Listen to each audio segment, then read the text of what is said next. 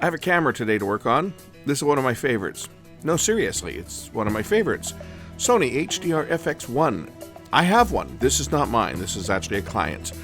And this one has developed a problem that, well, let's just say, yeah, it's kind of serious.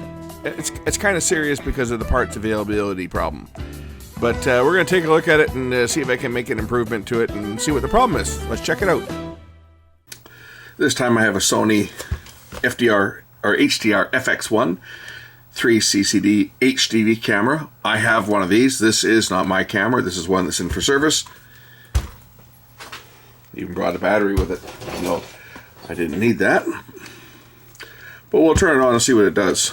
Now, I understand it's got it makes noises. It makes undesired noises. Let's just see what happens here when I press play. First of all, the picture breaks up. The picture is skipping. There's the problem. The picture is skipping. But if I close that, if we listen, we can hear it going.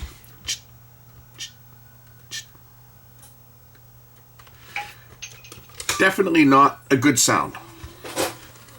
And of course it makes the picture break up. I just want to operate it with the door open here.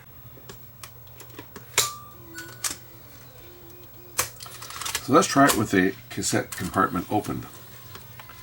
We'll just take a listen to what this thing does. Makes noise when it's going forward. If I play the tape,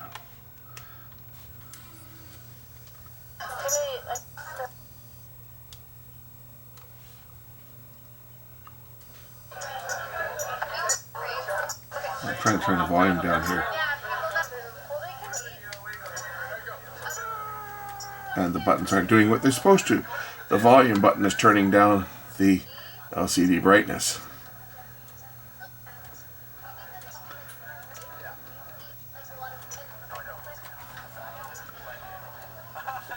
But if I go forward, but if I go backwards,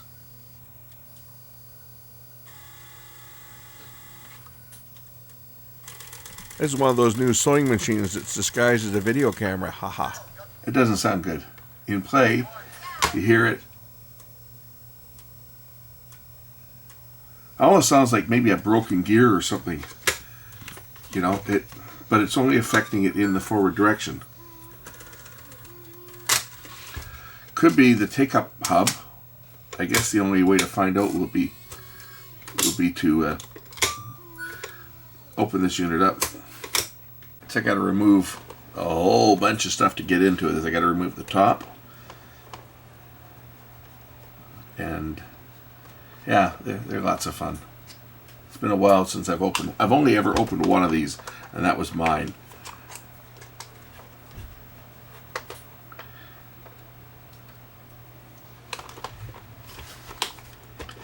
And I got to take out some more screws on the back here. There's another one in here.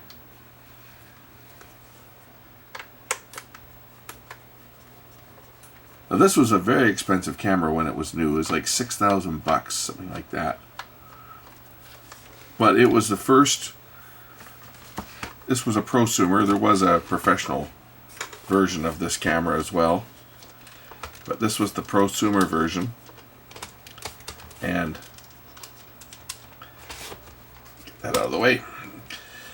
It was used a lot in, like, this camera, this specific model. It found a lot of use in professional use because it was truly a full broadcast quality camera, recording in a color space of 420, like all HDV. Now, it did record a 1080i, not 1080p, but 1080i picture, but it's not full 1920 by 1080i. It's actually 1440 by 1080i. It's still a high definition camera, but it's not full HD. Like, for example, the picture I'm shooting this in is full HD. It's 1920 by 1080 progressive, and I'm shooting it at 60 frames. This camera will also shoot 2160p, 3840 by 2160. It will also shoot that format.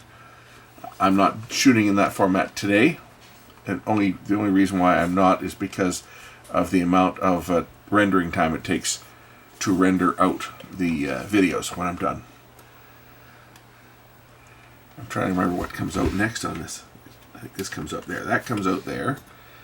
And then there's a plug that has to come out here that lifts out, and then I can take out 2 more screws here. I think these 2 got to come out, and then this top should lift off. You know, it's been a while. I took mine apart, and I'm trying to remember, but I think there's a little cover that I got to pop out here, and that's what that screw held in place. And I think there's a little cover right here that I got to pop out, and then there should be a ribbon cable underneath here. There we go. This cover's got to come off. That comes out, and then there's a connector right up top here that I can pop off, just like that. Now I can lift this away. A lot of work just to get at that. Now I can pop this piece off, I think. This should lift out. I got the screws on the side here. I might not even have to take that off. I do have to take this side off though, because I took that front cover off, which I really didn't need to. So I'm going to reconnect those. But I got to pop these screws out to get this side cover off in order to reconnect the output connections.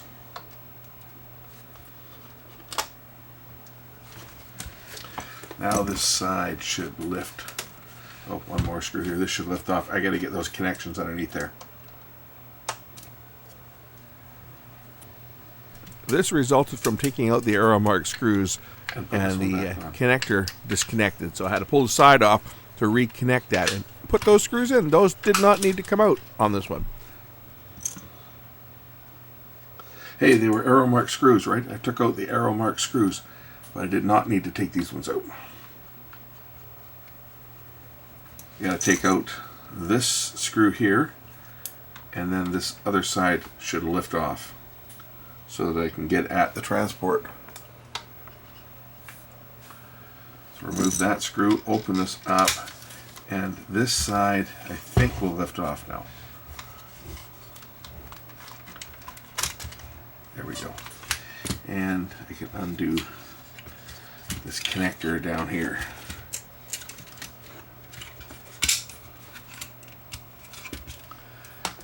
Alright, now I can see the mechanism, but I can't really operate it, but I can see it. I want to inspect this take-up side here.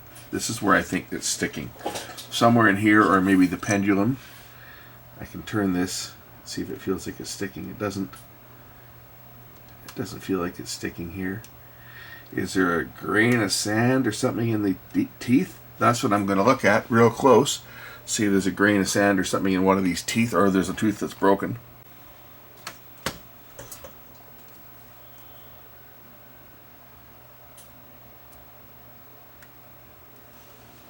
I'm going to try to load the mechanism. Or unload, I should say. Because I want a better look at what is moving in here. So I pulled the deck out. I'm just going to disconnect these ribbon cables from here. I want to get the entire deck out to see what's causing it to stick, because something is sticking. Take those out. Unplug these last two.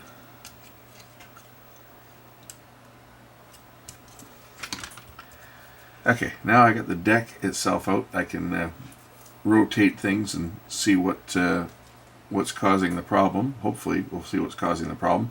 It might be a broken gear or some dirt or debris or something in the mechanism. These are pretty small and pretty little flimsy little mechanisms to work on. I don't know how well it's going to show up on camera. I can't even see it here, but I think what it's going to be is that bottom gear is going to have a tooth that's cracked or something. See if we can spot it on camera. You see how it works is when the capstan, we know it works fine in reverse. It's only going forward. So this gear drives it. If I turn by hand here, oops, you'll see as it turns, there's going to be a little blip. See if we can see it on camera. And of course the camera goes out of focus. God damn it, get back in focus.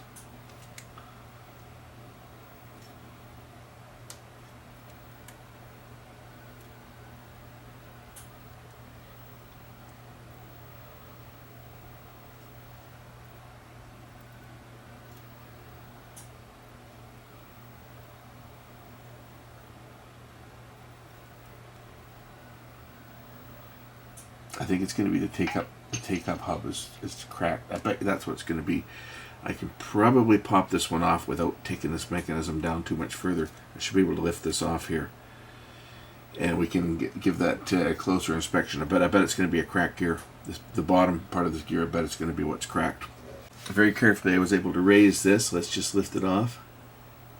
If I can, I don't want it to lock back in there again. Oh, don't lock in, don't lock in. I want this out of here. What's holding it up? Something's holding it. It should just lift off. There we go. That's going to lift off. Come on out. Damn it. There we go. It's off. Is this gear cracked? Oh, damn. It's cracked. Right there. There's the fault. That's what I was afraid of. You see? Right there. That gear is, we can separate these. They're just magnetically coupled. It's the same type of fault that the 8mm ones did. The AVS 7000 and stuff. Again, you're not 3D printing this because it's got a metal insert. But that's what the problem is right there. It's got a crack right in that gear. Right where... Right there. There's actually two cracks, one on the other side. It's almost right where it's snapped in. I don't know if I can push that together and fuse it. Maybe I can push that piece back together and fuse it. I do have another little 8mm, or not an 8mm, I do have a DV camera that I don't know if it's using the same take-up hubs on them or not, but we'll try to fuse that back together. But what's happening is every time it makes a rotation, it causes the other gear that meshes with it to bump, which causes the capstan motor to hesitate slightly, which makes the picture break up. You can see where it's opened up there. And I'm just going to try to fuse that together a bit here with my soldering iron.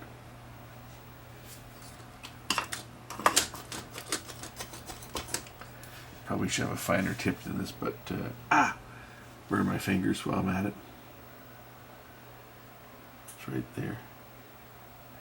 Can I make that fuse?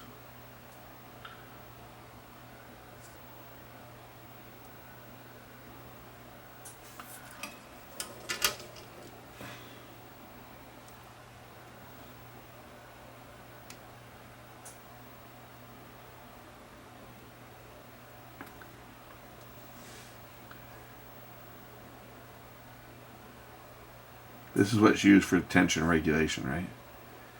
The effect of the magnet on the metal disc.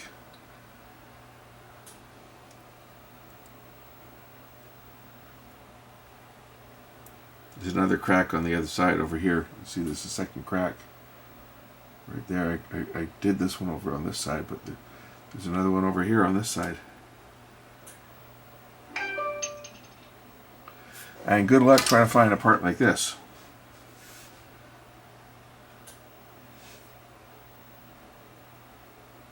I do have this other little broken DV camera, which looks like it might use the same hubs. So I wonder if I can pop the hub out of this one and put it on the other one, because that would be a much better solution. I got the hub out, but it's not the same. This is a single gear. The other one has two gears stacked on top of each other. So I don't know whether the bottom piece is the same. Maybe the bottom piece that's broken is the same on both. I mean, we'll try that, see whether I can put this bottom piece on in place of the one that's broken. Will that work?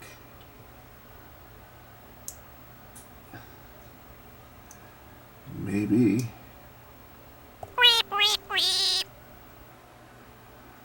I think one might be slightly larger. Damn it. I was hoping that would work. Oh, you know what? This one's larger. It's not going to work. I was hoping it would work, but it's not going to work because the center hub is going to be too small to fit. Yeah, it won't fit on this one, you see. God damn. That's not gonna work. That was a nice thought that I might have had a solution, but unfortunately it's a different part. So we're back into the dilemma: is this going to work? That I've kind of fused the broken part together. Is it going to work, or is it still going to skip? The only way to find out is to put it back together and see whether it does actually work or doesn't. Well, I can throw the hub back on and turn it by hand and see whether it skips or not, but that just sits on just like that, right?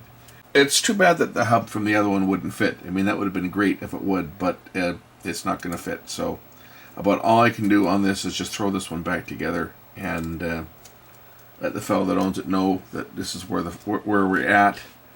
I don't know whether that hub's available or not. I haven't looked to see whether it's available. It'd be great if it was, but I don't know where I would even go about looking for it.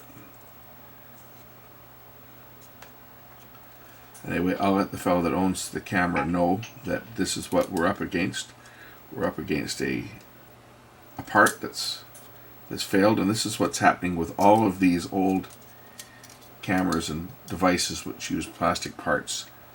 They're all going to fail, and they're all going to fail the same way, pretty much. This is how they're all going to go. A plastic gear is going to crack, and the parts are not available.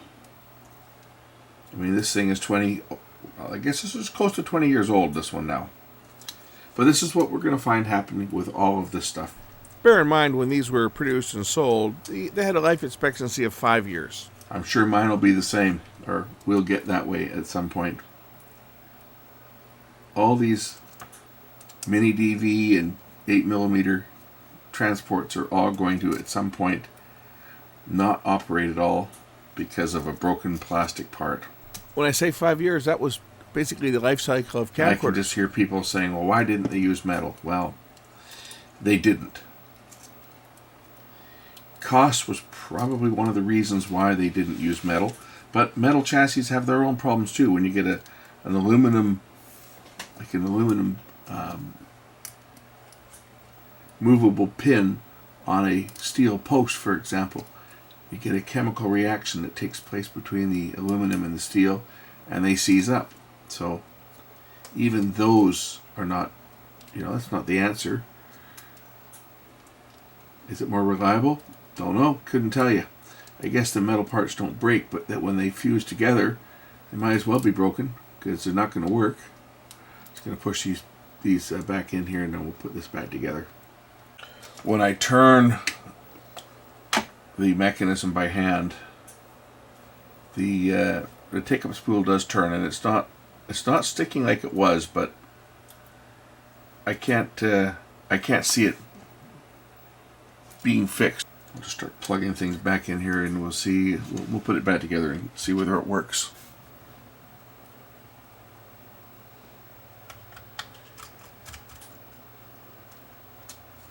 Okay, mechanism back in. Put the connectors back together.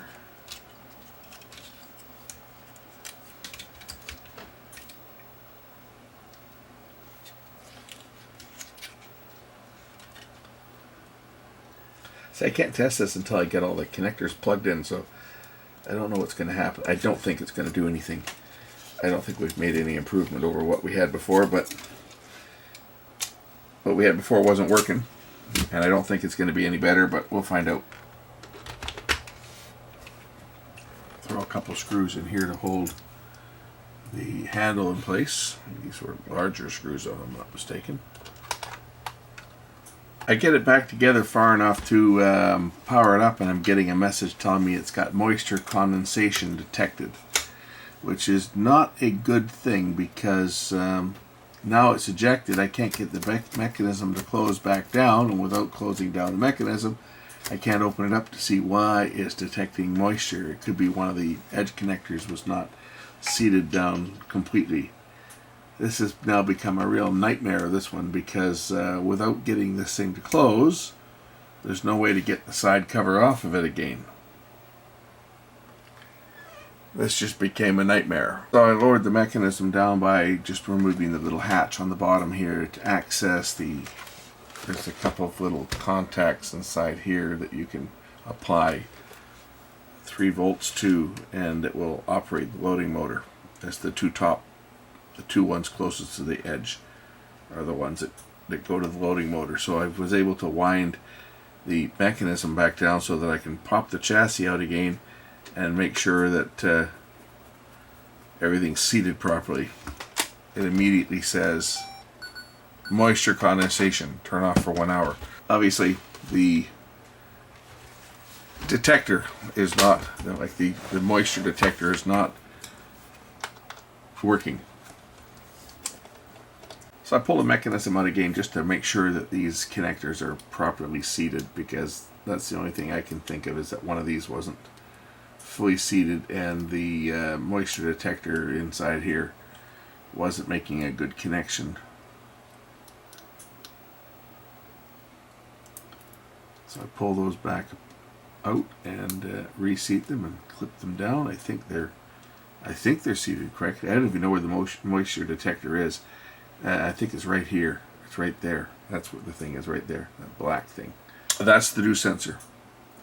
So it measures the resistance of that, and that is on one of these ribbons.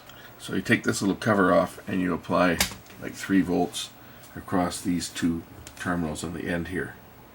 These are the ones that go to the loading motor. You can see where they go. And that bringing the mechanism down so I can take the side cover off. And just looking at what's connected to what, this one appears to be the head drum here, rotary transformer. That's the RF amplifier here. That's for the head. This one here is for the motor, it looks like. And then the other ones here, they go onto both of these 2 connectors here. So it's possible that one of these ones was not seated correctly. And I'll pop it back in and we'll try it again. Be nice if I could run this thing with the top cover off it, but unfortunately, just the way it's set up, you have to connect these 2 at the top, or the things aren't going to work. But I'll plug these 2 back in, and we'll reattach the deck and see if I've made any more progress or whether I'm still getting the dew indicator. So this time when I plug it in, I get a different message. I get moisture condensation, eject the cassette. And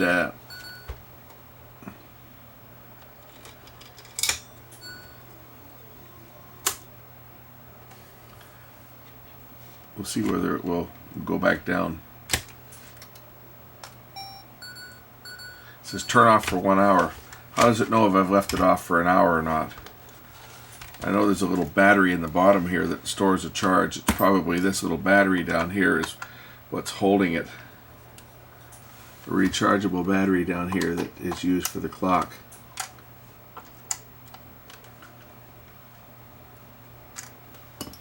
After all that, I didn't even have to take it all apart again. I never did get it apart because the cassette was in the stuck position, and I just happened to hook up the battery and it went back down on its own. So maybe the 1 hour that I had to wait expired, and now I'm not getting that message. I've only put a few screws in just to hold it together, and how do I get out of this thing? I forget how to get out of this menu. Menu is cancel. Where's the menu button on this thing? Okay, I just want to try loading the tape and see whether anything different has happened. Or maybe it's going to eat the tape now, who knows. But it did load it. I can still hear it. So it's going to do the same thing. Will it play?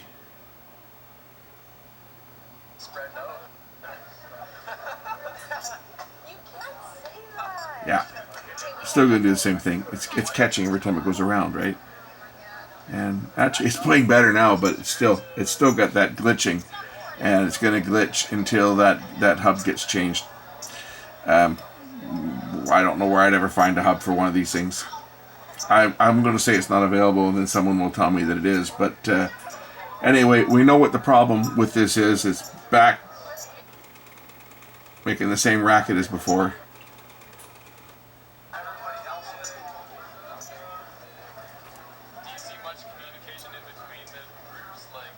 It's not glitching as bad as it was before, but it's not as loud on playback. It's not going clunk, clunk, clunk anymore. And but it's still glitching, right? I mean, it's unacceptable. You'll see the picture glitch.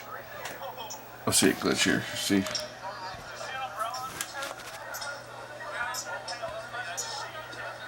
Max Headroom's camera.